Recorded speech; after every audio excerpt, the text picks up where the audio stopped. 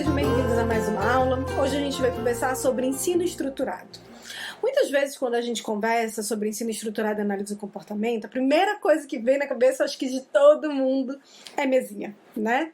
Então, a mesinha é um recurso que se usa durante o ensino estruturado para, de repente, estar apresentando várias coisas para a criança ao mesmo tempo, tendo um local, para estar organizando, às vezes, o comportamento da criança de estar sentada, estar prestando atenção mais com uma pessoa. Ela tem essa questão mais do ensino, né? Então, essa relação do professor, do ensino, é um comportamento que ajuda muito no ambiente escolar, por exemplo, que a criança aprenda e que ela se concentre, e que ela foque numa determinada atividade, que ela foque em determinado questão que está sendo colocado para ela, do que se ela tivesse, de repente, eu tentando ensinar a criança a relacionar 5 objetos iguais com ela andando de um lado para o outro da sala e eu andando com as coisas atrás dela, não é mesmo? Então, existe algo que é importante quando a gente pensa na mesinha, mas ensino estruturado não é mesinha. Tá? Vai muito além. A mesinha é um recurso que muitas vezes nós usamos para realizar o ensino estruturado, mas eu posso fazer ensino estruturado na rede, no chão, em qualquer lugar. Uma outra questão, quando a gente fala do ensino estruturado, é que muitas vezes a gente pensa o ensino estruturado como uma coisa rígida, né? Então vai ser aquela estrutura e aquilo não pode mudar nunca, jamais. Errado. Então, o ensino estruturado, na verdade, ele deveria ser flexível. Flexível de acordo com a criança, flexível de acordo com as necessidades, flexível de acordo com como ela está respondendo. Lembra quando a gente falou da importância de responsividade? Então, da mesma forma que a gente fala que o profissional analista do comportamento não deve simplesmente copiar e colar um procedimento do livro e tentar fazer com uma criança, que o ensino precisa ser individualizado, o ensino estruturado também precisa ser individualizado no sentido de que se eu vejo que um determinado tipo de ajuda ou de fala que eu estou fazendo não está ajudando, eu tenho que mudar, eu tenho que rever as minhas ações de acordo com o que a criança está respondendo, com o que a criança está me trazendo. Se de repente o que eu estou fazendo não está funcionando, a gente muda, né? Então ele não é para ser rígido, inclusive em sua origem, quando a gente pensa nos trabalhos do Lovaas, se você assiste vídeos de pessoas dessa época fazendo intervenção, existem alguns vídeos na internet, e você observa o quanto é flexível, você observa o quanto ele é responsível, o quanto ele observa a criança e o que a criança está fazendo, e ele muda de acordo com a criança e as necessidades dela. Então não é para ser rígido. Se eu estou dando ajuda física e não precisa, porque a criança sabe fazer, eu vou deixar a criança fazer. Se eu vejo que eu estou dando ajuda física, mas basta uma ajudinha, não se preocupe, eu vou explicar mais sobre tipo de ajuda para você, tá? Na próxima aula. Mas se eu observo que a criança pode fazer com mais independência, eu deixo. Se eu observo que a criança precisa de mais ajuda, eu vou dar mais ajuda. Vai depender da criança, vai depender do que ela está respondendo, do que ela está trazendo. Não é algo fixo, rígido, que precisa ser assim, ponto final. Isso é algo que a gente precisa refletir, que a gente precisa compreender. Então eu estou falando essa coisa para tirar alguns mitos que existem em relação a esse ensino estruturado. Não precisa ser mesinha, não precisa ser fixo, não precisa ser nada disso. Tá? Quando a gente fala desse ensino estruturado, ele envolve basicamente um antecedente, algo que acontece antes, uma resposta que a criança faz e uma consequência. Mas vamos analisar isso mais. Eu planejo o ensino da criança no ensino estruturado. Lembra que, como a gente falou, no ambiente natural, eu observei que a criança teve interesse por cachorro, eu vou lá, aproveito a oportunidade para ensinar sobre cachorro. Mas vamos imaginar uma seguinte situação. Vamos imaginar uma criança que ela ainda não tem tanto interesse pelas coisas do ambiente dela. Ela, por exemplo, se estiver andando, ela não vai olhar para o cachorro, ela não demonstra interesse por cachorro. E eu quero ensinar cachorro para ela, eu quero que isso se torne algo relevante para ela, que ela comece a prestar atenção nisso, que ela aprenda a nomear. Neste caso, por exemplo, e isso é apenas um exemplo, eu posso usar um ensino mais estruturado para estar realizando o ensino de que Isso é um cachorro. E aí eu planejo, eu vou trazer um cachorro para a sessão, eu vou ter uma imagem do cachorro, eu vou trazer várias miniaturas de cachorro e eu vou planejar, eu vou ter o meu que a gente chama dos materiais de ensino. Então aqui a gente tem nossos materiais de ensino, então podem ser imagens, objetos, os objetos da própria casa, é uma infinidade de possibilidades de materiais. A gente sempre fala muito de imagem, mas pode ser vídeo, pode ser um GIF, pode ser um papelzinho com algo escrito para a criança ler, pode ser assim, pode ser uma infinidade de possibilidades, tá? Mas é algo que eu quero que a criança preste atenção e vou usar para ensino. Então eu quero que ela aprenda a nomear esse cachorro. Então eu organizo, eu tenho o meu material e eu organizo o meu ensino para essa criança, o que eu vou ensinar para ela. E aí eu vou apresentar digamos que aqui o objetivo é que ela fale cachorro ao olhar para isso, tá? Esse é o nosso objetivo. Lembrando que aqui, assim como no ensino natural, eu preciso ter muita clareza de qual é o meu objetivo de ensino. Meu objetivo é esse, eu mostro o cachorro para a criança. Veja que para eu fazer isso, a criança também tem que estar olhando para o cachorro, ela tem que prestar atenção quando eu entrego o cachorro. Então, às vezes, antes de fazer esse ensino, eu preciso ensinar a criança a prestar atenção, a olhar para o que eu estou mostrando. Existem outros ensinos pré-requisitos que são importantes para o ensinante disso, mas não vamos nos atentar para requisito agora, vamos falar do ensino do cachorro, tá? Eu apresento a imagem do cachorro. Digamos que a minha criança, ela ainda não sabe falar cachorro, ela não sabe. Digamos que eu estou apresentando isso pela primeira vez para essa criança. Eu pego e digo, cachorro. A criança repete, cachorro. Eu digo, é mesmo, é um cachorro cinza, que legal, muito bacana. E aí eu vou ter a consequência que for reforçadora para essa criança, tá? Vou entregar com consequência, posso entregar o estímulo para ela olhar mais de perto, interagir de acordo com o ensino. Mas a ideia é que ela fale cachorro. Esse é o meu objetivo, que ela olhe e diga cachorro. Quando eu mostro o cachorro, quando eu planejo mostrar o cachorro, veja que eu estou organizando o meu ambiente, estou organizando para realizar o ensino do cachorro.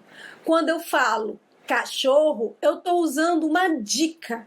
Eu estou dizendo o nome daquilo, uma dica para a criança saber o que é e ela repetir. E aí eu digo muito bem, depois da criança falar, eu digo muito bem, é um cachorro perfeito, você acertou. Ou seja, eu tenho algo que acontece antes, que é eu apresentar para ela sobre o que é o ensino, digamos assim. Eu dou uma dica para ela, se necessário, para ela do que é o cachorro, e aí ela fala comportamento da criança e eu tenho uma consequência, cachorro cinza, que legal. Então existe esse antes, o durante e o depois, durante o ensino, e eu me estruturei, eu planejei realizar esse ensino. Mária, dar a dica cachorro é a única forma de ensiná-la a dizer cachorro? Não, existem várias outras formas que a gente vai falar na próxima aula. Então, essa é uma forma, então vocês percebem que existe uma estruturazinha, eu vou colocar a estruturazinha aqui para vocês, tá? De como eu realizo esse ensino. E eu posso usar isso para ensinar um mundo de coisas. Eu posso usar isso para ensinar, por exemplo, para a criança a responder uma pergunta. Eu pergunto, por exemplo, qual o nome dessa boneca? Vejam que da mesma forma que eu apresentei cachorro, eu perguntar qual o nome dessa boneca, eu estou organizando o que acontece antes, eu estou fazendo a minha tentativa, eu quero que ela responda sobre isso. Mas, novamente, vamos dizer aqui que a minha criança, ela não sabe o nome dessa boneca, mas ela sabe ler. Eu vou escrever o nome Emília num pedaço de papel e eu vou dizer qual o nome dessa boneca. A criança vai ler Emília. E aí você diz, é mesmo, é Emília do Sítio do Pica-Pau Amarelo. Neste caso, por exemplo, a dica foi escrita no papel Emília para a criança falar. Agora, existem diferentes... Isso é muito usado quando a gente está no início. Na próxima aula eu vou explicar mais das dicas. Mas a ideia é basicamente essa. Eu apresento para a criança a pergunta, eu apresento o que eu quero ensinar para a criança, eu vou dar um tipo de ajuda para essa criança, se necessário, para ela responder. E quando ela falar, eu vou dar a consequência para esse comportamento, para o que ela deveria ter feito. Então, o ensino através da tentativa, que a gente chama de tentativa discreta, esse ensino mais estruturado, ele é muito usado na análise do comportamento, ele é extremamente importante, ele tem uma comprovação científica gigante, assim, décadas e décadas de comprovação científica.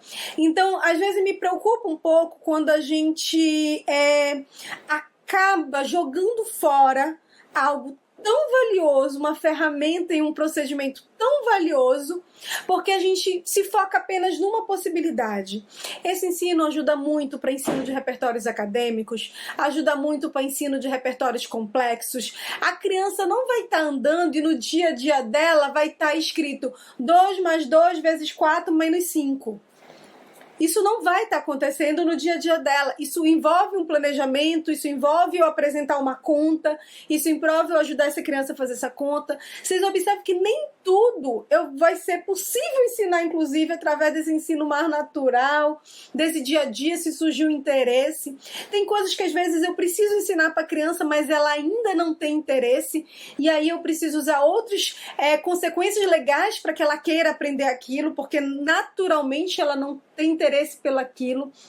Então, é importante sim que a gente tenha diferentes procedimentos, ferramentas e saiba como usá-lo, como casar. Às vezes eu posso começar o ensino de modo mais estruturado e depois levar ele para um ambiente mais natural, para um mais do dia a dia. Então eu posso fazer essa junção de procedimentos. Lembra, eu tenho o vermelho, eu tenho o amarelo, eu vou juntar aqui e vou fazer uma outra cor.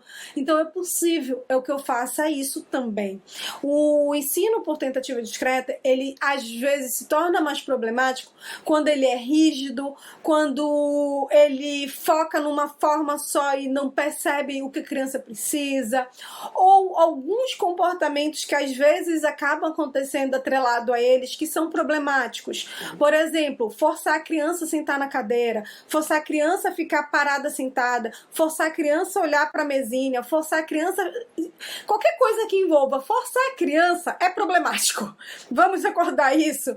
Então, às vezes, algumas pessoas, por falta de conhecimento, procedimentos, elas acabam usando recursos.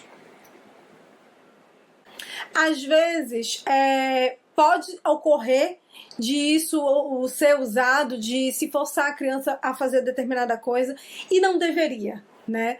Então a gente precisa compreender, às vezes a forma de ensino não tem essa preocupação de levar para o dia a dia, de levar para um ambiente mais natural, e aí acontece uma coisa que os pais falam muito, que é desse ensino robotizado. Então se você pergunta, quantos anos você tem? Tenho 35 anos. Qual é o seu nome? Marilu Borba. Mas você vê que a criança não faz ideia do que ela está falando, do que ela está respondendo, porque o ensino foi feito com falhas.